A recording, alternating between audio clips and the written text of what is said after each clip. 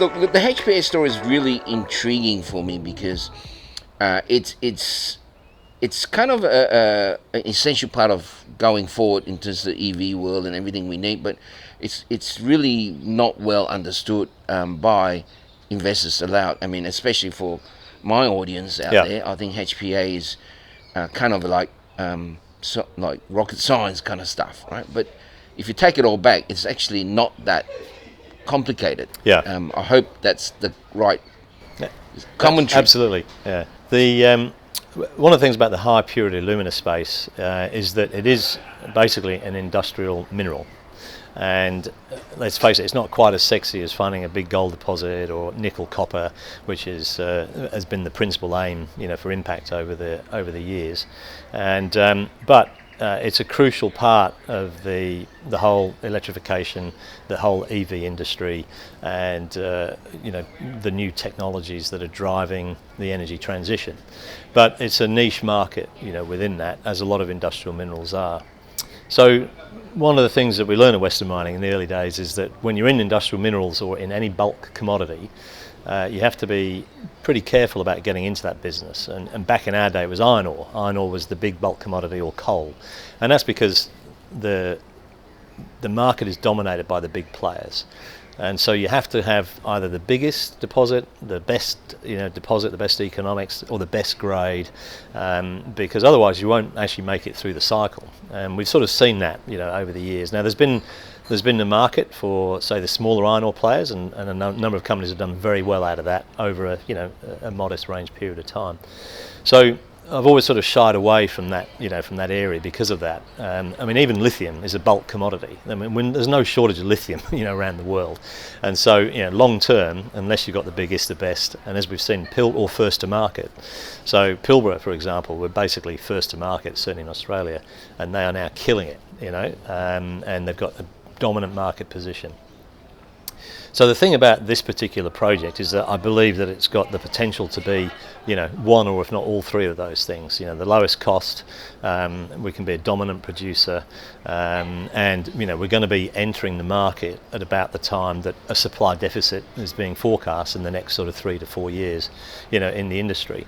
So from that perspective, it's a very exciting, dynamic marketplace, and it will become, I think, increasingly obvious over the next 3 to 4 years that HPA, and its related products are a key part of this revolution, and it'll have its moment in the sun. I mean, HPA is effectively, high purity alumina, right? We're looking at aluminium type sources. Yeah. So my thoughts is bauxite. Yeah. The obvious one. And when I saw your projects, it's this clay thing in a lake. How did that come about? I mean, if someone asked me to look for aluminum, that's not the place I would say to go look for. Yeah. So how did that come about?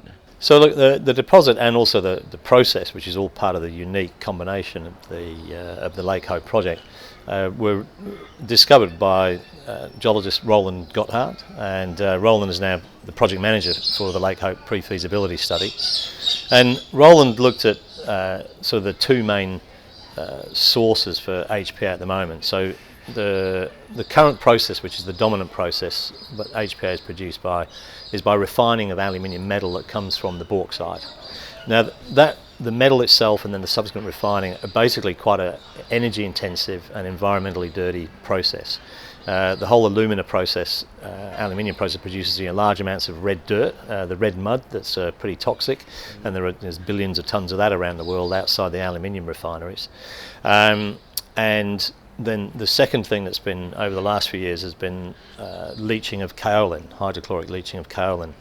So there's a very significant difference in capex required, as well as operating costs, OPEX, between the Bayer process and the refined aluminium route versus the proposed hydrometallurgical routes, which includes our process, Alpha HPA and a few of the other competitors in the space, are significantly lower capex and OPEX compared to the incumbents. And so there's a bit of a disruption sort of going on, and it's a race to get into production, to be first to market as the industry develops. So so Roland looked at this whole system and thought, well, what other minerals can we get aluminium out of? And came up with a variety of potential candidates, and then found a few specific minerals, and then designed a metallurgical process to actually extract that with sulfuric acid, and it worked beautifully in the lab scale. And then he thought, well, where am I going to find this mineral? And he decided, oh, this is where let's go and have a look in the lakes. And of course that's where he found the deposit, and built it up himself to quite a significant level before we came across it. And that's an interesting story. And so here we are. So it's been an interesting road to get to where we are.